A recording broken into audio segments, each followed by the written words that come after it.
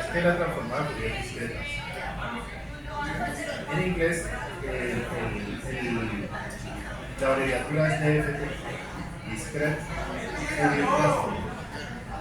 Siempre que usted busque en los libros, recomiendo que busque en inglés el DFT, Discrete Fourier Transform.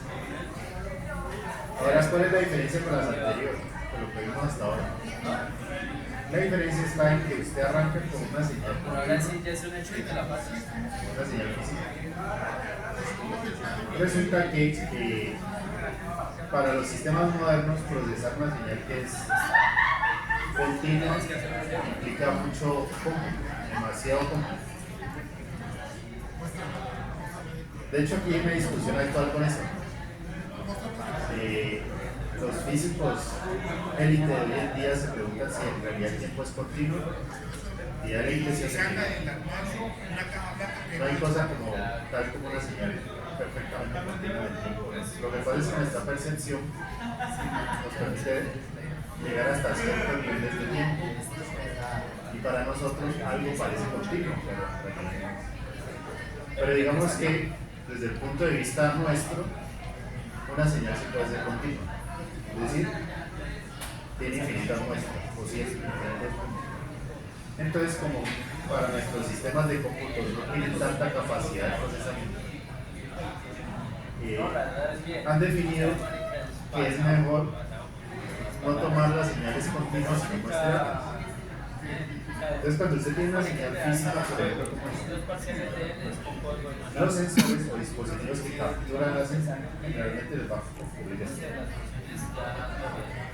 ¿Qué es esto? Pues que la señal se le va a adicionar otra que es una señal de ruido, esa señal aleatoria. Esta señal es la que realmente va a capturar el dispositivo. ¿Qué es lo que se hace de aquí a acá? Filtrar. Entonces usted ya sabe por transformar de Fourier que toda señal tiene componentes de frecuencia. ¿Sí? Entonces, ¿cómo hace usted para obtener esta señal de aquí a acá? Pues simplemente diseña un filtro que elimine las frecuencias altas. O lo que ya vimos que es un filtro pasabajos. O sea, deja pasar las frecuencias bajas, pero suprime las altas. Y como resultado usted limpia la señal. Y aquí es donde viene la clave. La siguiente etapa consiste en muestrear la señal. Es decir, tomar una cantidad de muestras finitas de la señal para después poderla procesar con mayor facilidad. Los sistemas que hacen esto se llaman conversores digitales, análogo-digitales. Entonces, ¿qué hace un conversor a veces? Pone una señal analógica, teóricamente continua en el tiempo, la muestrea y la discretiza. ¿Qué quiere decir discretizar? Pues que los valores, acuérdense que estos valores, digamos, este valor puede ser 1.31, 32, 24, 48, infinitos decimales, porque la muestra cae así. Lo que se hace es discretizarla o aproximarla, por ejemplo, a 1.0. Supongamos que esto de aquí cayó en, por decir algo, 3.7897.8.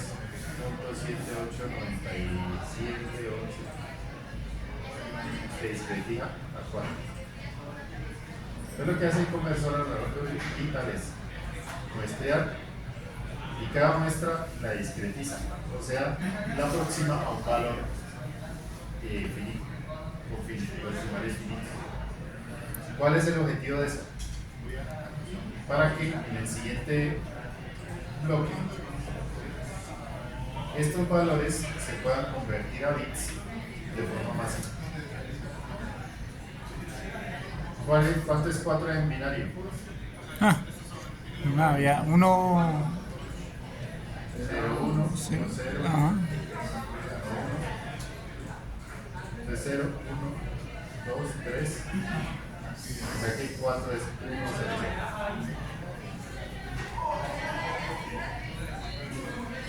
Puedes convertir Claro, ¿usted cuántos bits necesitaría para convertirse en una cantidad grandísima? Entonces, lo objetivo de la vez es primero mostrar y luego discretizar para que la cantidad de bits que se usan para representar esa muestra sea finita.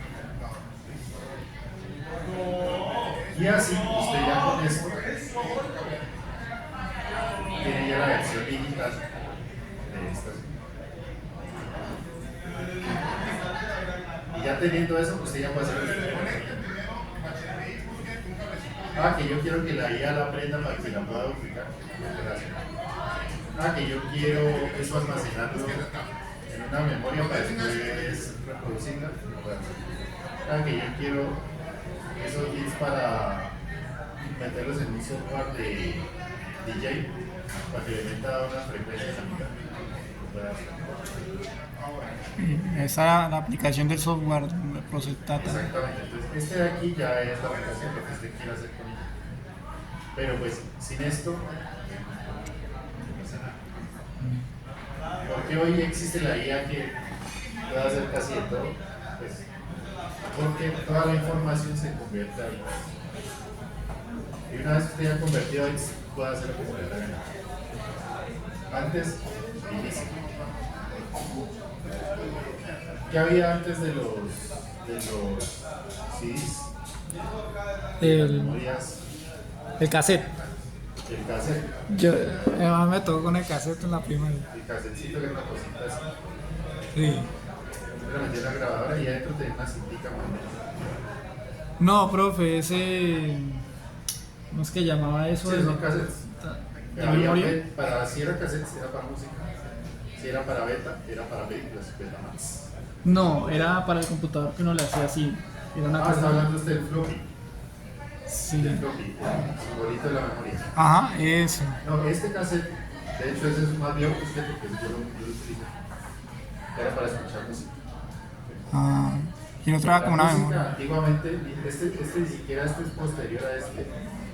Porque aquí ya la información es binaria, de hecho. Porque es para computadores.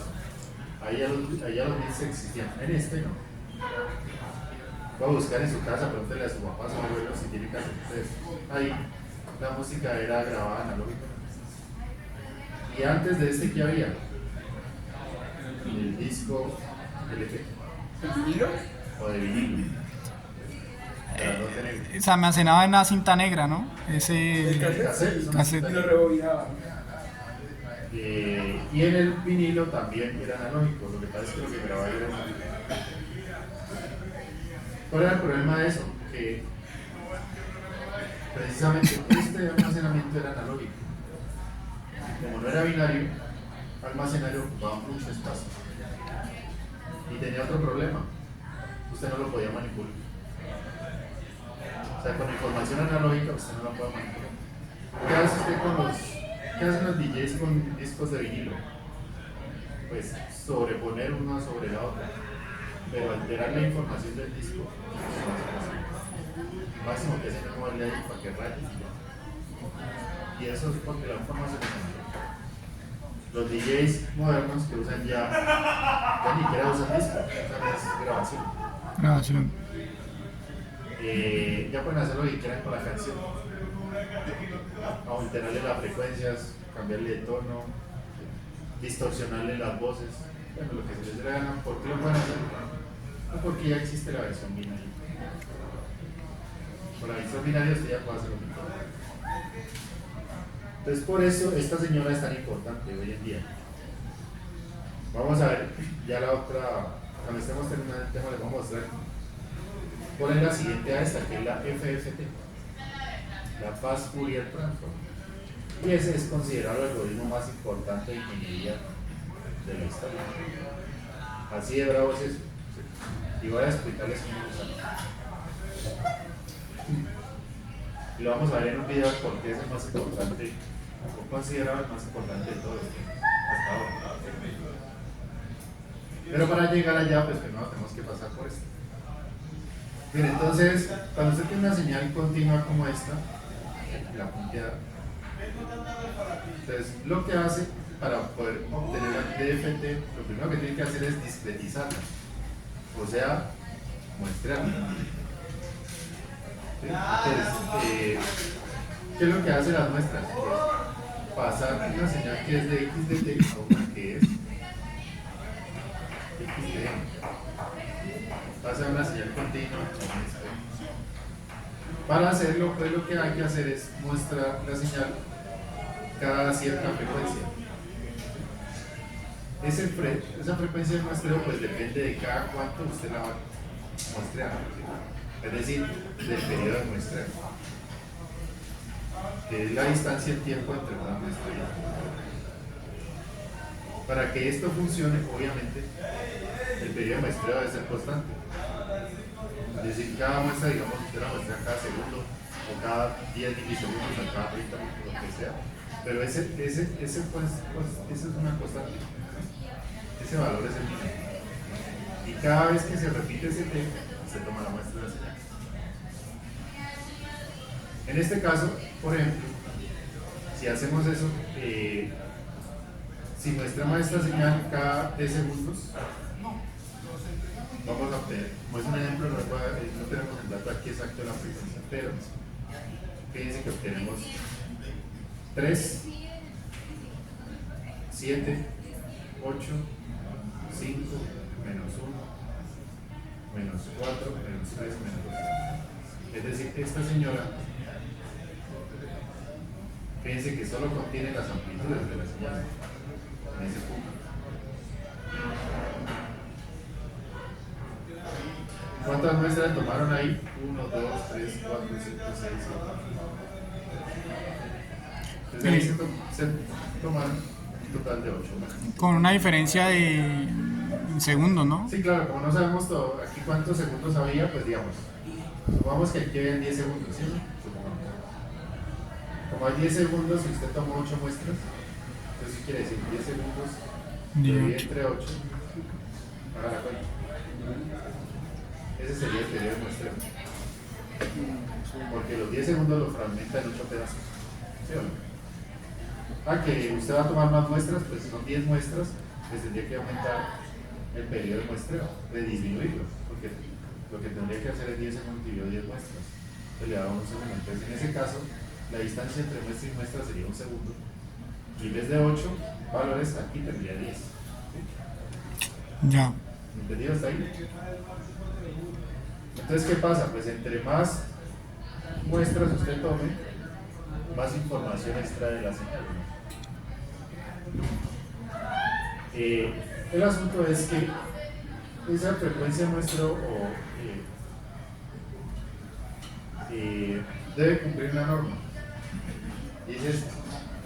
De hecho, no lo he agregado aquí, pero voy a pensar para agregarlo. Algo que se llama la frecuencia Nyquist.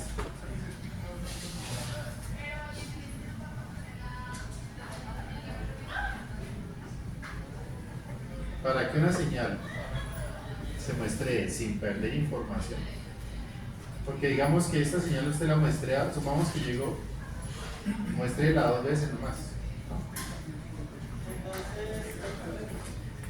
Dura 10 segundos y la muestreo 2 veces, es decir, la muestreo cada 5 segundos. Usted dice, pues la muestré aquí y aquí, ¿sí o no? Aquí abajo, ajá. ¿Será que usted puede reconstruir una señal de estos con las dos nomás? No. Ni a bala, ¿cómo? Le tocaría adivinar el resto, ¿cómo? Imposible.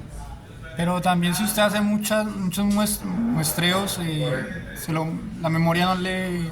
Correcto, ahí está el pro y el contra. Entonces, el valor mínimo límite para muestrear sin que usted pierda información es este. Esto se le llama la frecuencia de Nyquist.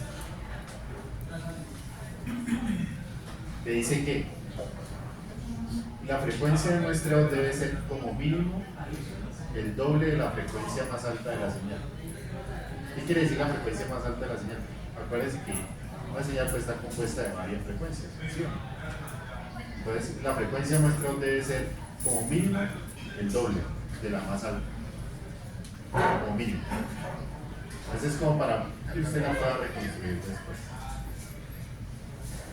En el mundo real, digamos, en el mundo matemático eso lo descubrió Nyquist. Matemáticamente eso es posible.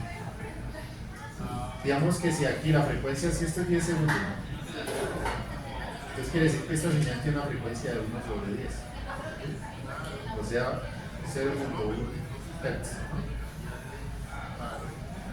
Es decir, que para usted reconstruir, muestrearla, para poderla reconstruir después, tendría como mínimo muestrearla a 0.2 Hz. Ah, ya, 0.2 Hz. Un mínimo. Eso es lo que estableció ahí. Ya. Y lo que dice el compañero, obviamente a partir de ahí, claro, si usted le mete más muestras, pues va a tener más detalles de la señal, sí, claro. Entre más muestras tome, pues más se va a acercar a esta señal. Pero pues, ¿cuál es el problema de eso? Que esta lista se le va a ir agrandando y agrandando. Es decir, va a llegar al punto donde usted va a tener más información de la necesaria. Y es innecesaria porque tampoco es que haya mucha diferencia entre un número de muestras, o sea, mayor que ¿De qué depende? o estable. Correctamente. ¿De qué depende qué tantas muestras hay que mostrar? Se marca el límite mínimo. A partir de ahí, si usted muestra más, simplemente lo que va a hacer es obtener detalles mayores, ¿Pero innecesarios?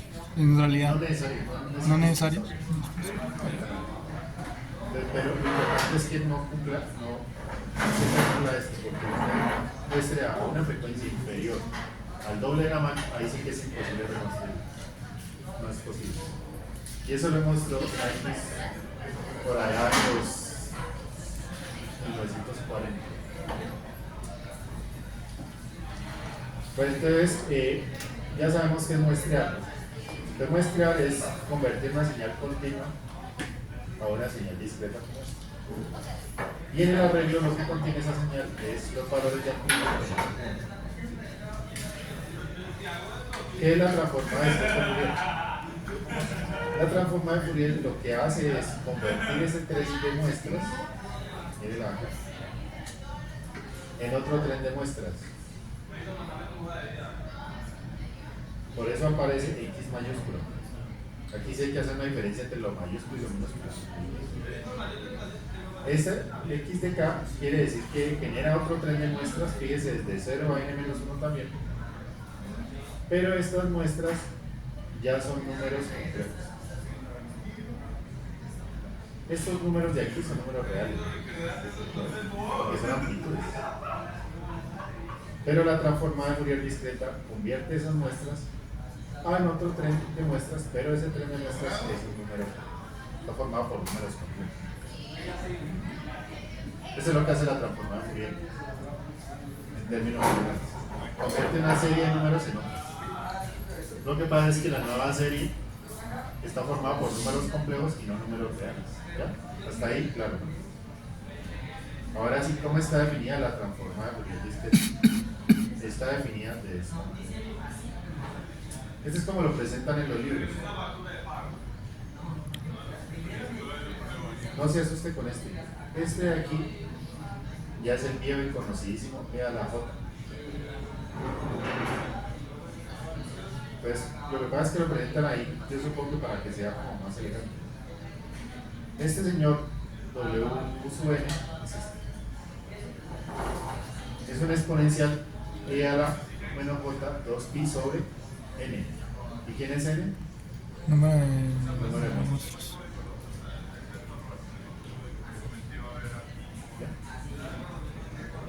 K es un contador. ¿Ya? Que va desde 0 hasta n-1. Y n es otro contador que va desde 0 hasta n-1. K y n son solo contadores. N es una constante porque es el número de muestras.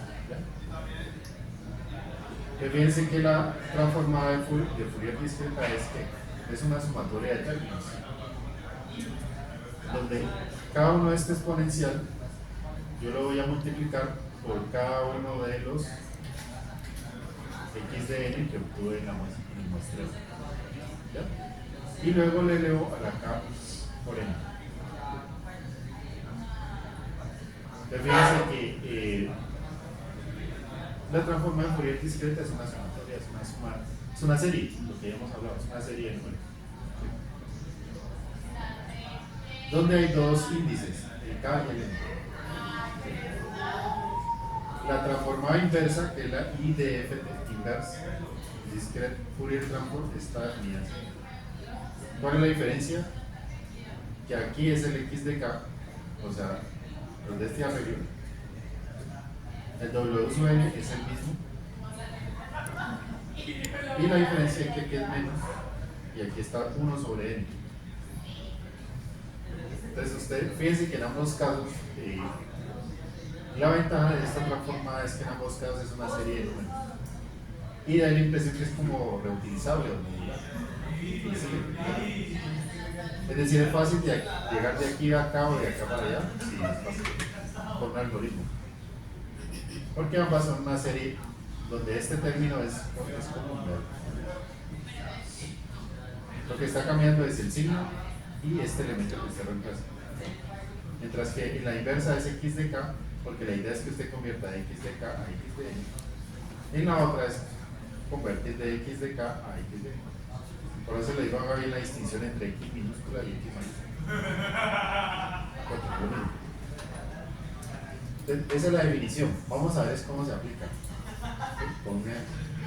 Ya lo vamos a ver.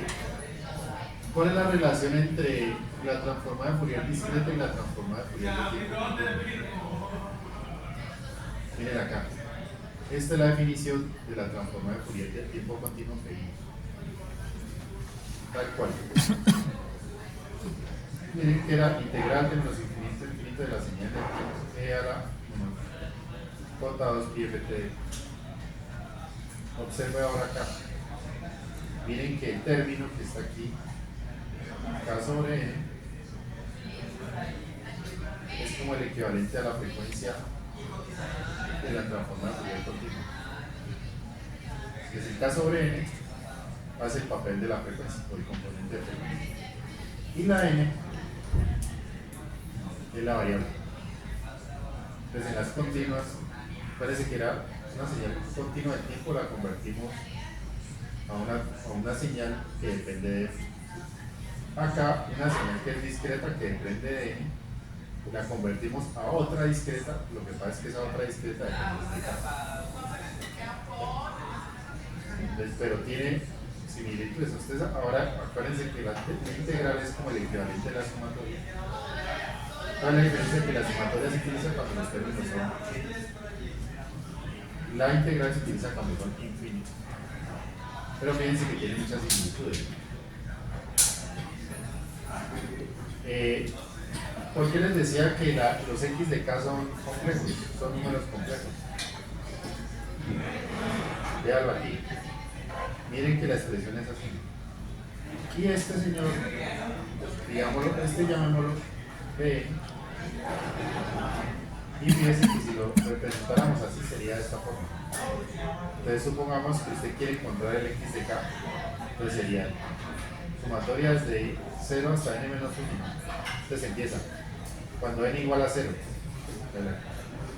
cuando n igual a 1, cuando n igual a 2, 3, 4, 5 hasta n menos 1. Aquí se equivocó el libro. Entonces fíjense que esto sería una sumatoria de términos. Y fíjense que estos que arroja aquí, ¿qué son? Aplica W usted aquí, porque esto me da la J algo, y le quedaría así. ¿Sí o no? Este que está aquí es este punto, para que se cuenta. Y eso que aparece ahí, ¿qué es? Es un número completo. Tiene parte real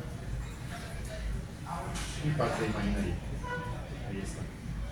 Entonces, ¿qué quiere decir? Pues que cada uno de los x sub k es un número complejo, como les expliqué ahorita.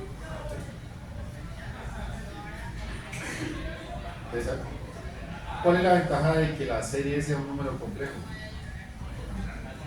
Es decir, acuérdense, estos x de k son complejos, complejo. ¿Sí? ¿Cuál es la ventaja de que sean números complejos? Que los complejos tienen dos características que son vitales a ellos, que son su magnitud y su ángulo. Parece que el número complejo es una flechita, ¿no? Que tiene magnitud y tiene ángulo. La magnitud, ¿quién es? Pues la parte real al cuadrado más la parte imaginaria al cuadrado. El ángulo, ¿quién es? La tangente a la menos 1 de la parte imaginaria, ¿cierto? Este sería b de k y esto sería también sobre la parte real. Es decir, con un solo número usted tiene dos datos que son vitales, que son la amplitud y la fase. ¿Eso para qué sirve? Pues porque la serie en realidad lo que le está representando es fasores. Es decir, fasores que tienen dos características. Uno que es la altura y dos, el desplazamiento. O sea, la fase. Entonces, la serie lo que le representa a ustedes es qué tan grande es la señal y qué tan desplazada respecto al eje X. Entonces, con un solo número que está representado se puede hacer eso.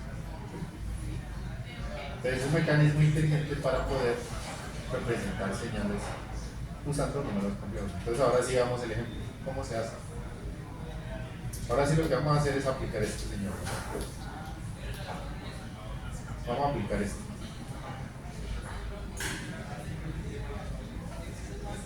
Entonces, imagínense que usted tiene la señal más sencilla posible para que entendamos el concepto. X de t igual a seno de 2 pi t.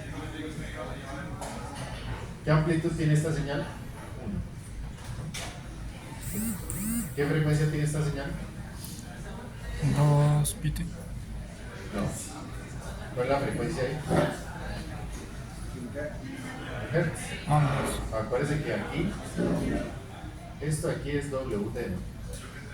O sea, 2 pi f. Y si aquí está, quiere decir que AF es 1.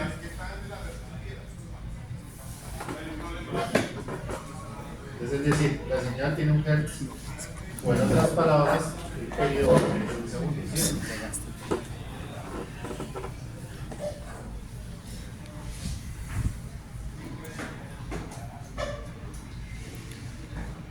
Uno sobre 1. Es decir, la duración de la señal es un segundo. Entonces vamos a aplicar la f de esta señal. ¿Cómo la obtendríamos? ¿Cuál es el primer paso? Pues muestrearla. Como les decía, en este caso, para no perder información, como esta señal es de un hertz, como mínimo deberíamos muestrarla como mínimo. ¿Sí? Vamos a muestrar, es decir, como mínimo son 2 hertz, es decir, deberían haber 2 muestras en ese rango, pero vamos a mostrar mucho más para ver el concepto bien. Vamos a tomar 8 muestras de esa señal. Vamos a tomar 8 muestras, es decir, si tomamos 8 muestras, quiere decir que en ese segundo, si lo dimos entre 8, vamos a tener que muestrar cada 0.125 segundos, que sería 1 sobre 8. En otras palabras, la frecuencia de muestreo sería 1 sobre el periodo de muestreo, 1 sobre 0.125, o sea, 8. ¿Listo? Procedemos a muestrarla. ¿Qué es muestrarla? Sencillo, coja y empiece a reemplazar el t por cada uno de los valores que ponga aquí, es decir, t igual a 0, luego t igual a 0.125, luego t igual a 0.25, luego t igual a 0.75 y así sucesivamente, cada 0.120. Calculadora, nada más. Meta la calculadora. Seno de 2 tipos de senos. Si usted te da seno de 0 es 0. ¿Sí? Siguiente valor, cuando usted cierra 125, le pasamos aquí 125, 0.125 y le saca el seno de 2 pi, por eso le va a dar 0.705. Luego, si reemplaza t 0.25, Ya estamos aquí. Reemplazamos aquí 0.25 y sacamos la fórmula, nos da 1. Vean aquí. 0, 0.7, 1. Si reemplazamos aquí x3, 0.375 nos va a dar 0.7. Y Ah, así ya. sucesivamente. Basta completar las 8 más.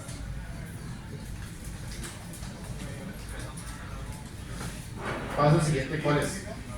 Ahora sí armemos la serie. Ojo que entonces hay que tener en cuenta una cosa, hay que sacar cuánto estás. Acuérdense que A va desde 0 hasta n-1. Es decir, hay que sacar un x de 0, un x de 1, mayúscula, ¿no? Estos de aquí son x minúsculas, es decir, ya tenemos, aquí los saqué estos valores de aquí, la muestra. Parece que estos son x de n, minúscula. Que no es otra cosa que las amplitudes muestreadas. Miren aquí 0, 0.7, 1, 0.7, 0, menos 0.7, menos 1, menos 0.7. Parece, este es x, estas son las muestras. Entonces ahora sí, apliquémoslo aquí. Entonces fíjense, si vamos a sacar el x de 0, x mayúscula de 0, entonces empecemos. Es una sumatoria que va de 0 hasta n-1. Tendría que ir desde 0 a 7 en esta ecuación. Ah, sí. Y luego usted empieza a reemplazar los x de n. Este señor también ya lo sabemos, que es 8. Sabemos que es 8. Entonces miren, empieza. Entonces, en n igual a 0. Reemplaza usted n igual a 0. Como estamos sacando el x de k igual a 0, pues es 0.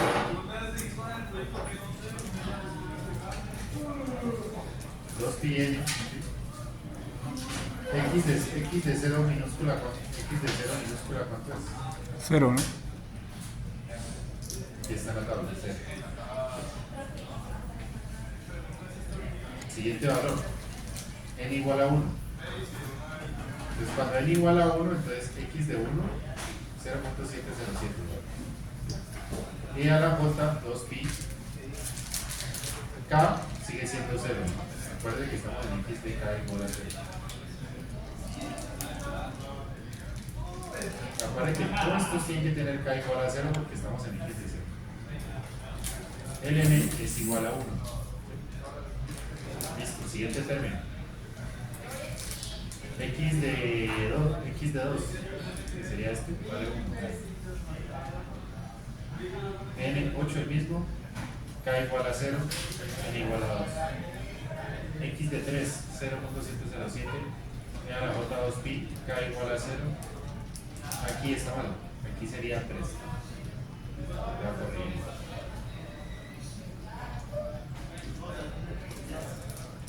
Aquí sería 3. ¿Sí? Pero recuerden que estamos en n igual a 3. Y así sucesivamente hasta completar los 7 términos. Paso siguiente, resuelva esto que está aquí. E a la 0, esto da 0, ¿no? E a la 0, 1. Este 0 hace que todo esto dé 0, e a la 0, 1. Este 0 hace que todo esto dé 0, da 1. 1 por 1. E a la, esto de aquí da todo 0, 1 por 0,7 a la 7. Y así sucesivamente hasta completar los 8 muestras. Y al final suma todo. Y fíjense que aquí este se anula con este, y este se anula con este, y este se anula con este, y nos da 0. Ah. ¿Sí? X de 0 es 0. ¿Qué quiere decir? El trabajito es largo, ¿por qué? Porque aquí apenas encontramos X de 0. Listo. Vuelve y repite, X sub 1. Mira aquí, entonces si es X sub 1 de K, pues aparece K igual ahora va a valer 1. Entonces K va a valer 1, K va a valer 1. X de cuando n igual a 0, 0. Cuando n igual a 1, 0, 7, 0, 7. Cuando n igual a 2, 1. Y así sucesivamente. N mayúscula ya lo saben. Aquí n igual a 0. Aquí n igual a 1. Aquí n igual a 2. Y así hasta n menos 1 hasta 7. Ahí ya no se le van a anular todos. Fíjense que ahí este sí era la 0, el mismo 0. Esto de aquí era la 0 a 1 por 0, 0. Pero aquí ya no se le va a anular. 1 por 1, 2 pi sobre 8. O sea, simplificando da pi cuartos. Y esto, si lo pasamos a Euler, pues en los pi cuartos Ah, ya lo va a la propiedad de Euler. y aquí vuelve y juega. Aquí tampoco se anula. 2 por 1, 2. 2 por 2, 4. 4 sobre 8 es pi medios.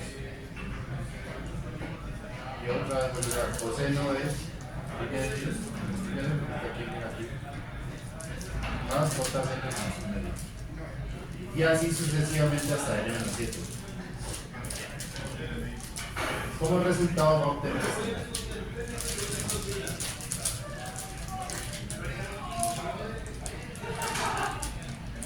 ¿Cuánto da ahí? Si usted suma todo este utilizado, le da menos 4j. X1 ya no es el ángulo. Siguiente, X sub 2. Aquí juega. Lo que pasa es que aquí la diferencia es que queda igual a 2. 2. Y empieza otra vez. X de 0. 0. Es igual a 0. X de 1. Aquí está. Es igual a 1. X de 2. 1. Es igual a 2. Y así hasta 7. Luego y juega. Hace las operaciones. Aplica una. Y obtiene estos complejos de aquí. Lo suma y en este caso va a decir la misma. Sigue. Si usted hace toda la. Todos los X, ¿sí? Va a obtener este resultado. Ish, pero va a ser 0. Esto se le va a anular, se le va a anular, se le va a anular, se le va a anular. Menos estos dos. El X sub 1 le da, y ya lo encontramos, demostré que eso se anulaba. Da menos 4j, o sea 0 menos 4j. Y el 7 tampoco se le va a anular. Como resultado, usted ya obtuvo la df de esas. Profe, ¿por qué es que era 0, 0? Aquí, ¿por qué primero era 0? El primerito porque da 0. Sí. De hecho, el primerito va a ser más fácil que se anule porque el K ahí, como el K es 0, me parece que aquí es K es 0. No, porque da 0 menos 4J, que... Aquí, No sé, ahí, pero daba este 0. menos 4j lo vamos a decir así.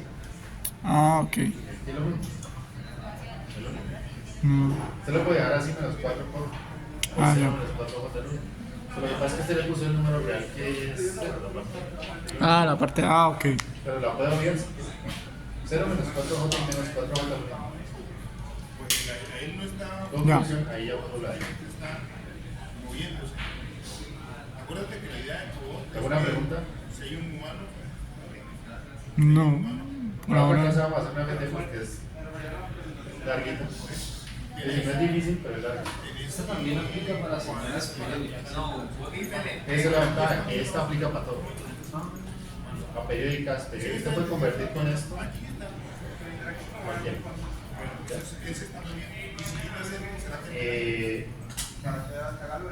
Entonces, como si lo graficáramos, entonces obtendríamos esto. Esta serie, x de 0, 0, x de 1, 4, x de 2, x de 3, x de 4. Aquí en estos dos la magnitud La- del número complejo es 4. Miren aquí, la parte real 0, a la parte imaginaria al cuadrado 0. Bueno, es 4 al cuadrado, raíz, que aquí y aquí dio 4. Hasta ahí usted ya obtuvo la DFT. Si lo hacemos en MATLAB, vamos a obtener exactamente ese mismo resultado. Pero así como está ahí pintado, digamos que no tiene mucho sentido hasta ahí, en el sentido de que no hay mucha relación con la señal original, que era esta. Acuérdense que la señal original era así. que era un hertz. Ah. Era así, era una señal. ¿Qué es lo que hay que hacer ahora? Y esto es complementario a la DFT, y es la representación de amplitud y fase. ¿Qué se hace a continuación? Entonces, usted coge y saca el límite de Nyquist, que es, coja la frecuencia de muestreo y lo divide entre 2. Entonces, en este caso habíamos dicho que eran 8 Hz, ¿no?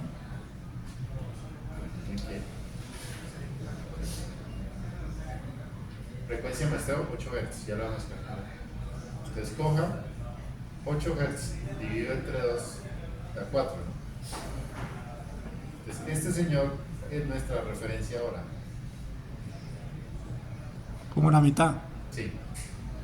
Entonces, digamos que ahora esta va a ser nuestra nueva centro de la gráfica. Y lo que va a hacer a continuación, entonces fíjense que ella quedó en el centro. Y usted lo que va a hacer es coger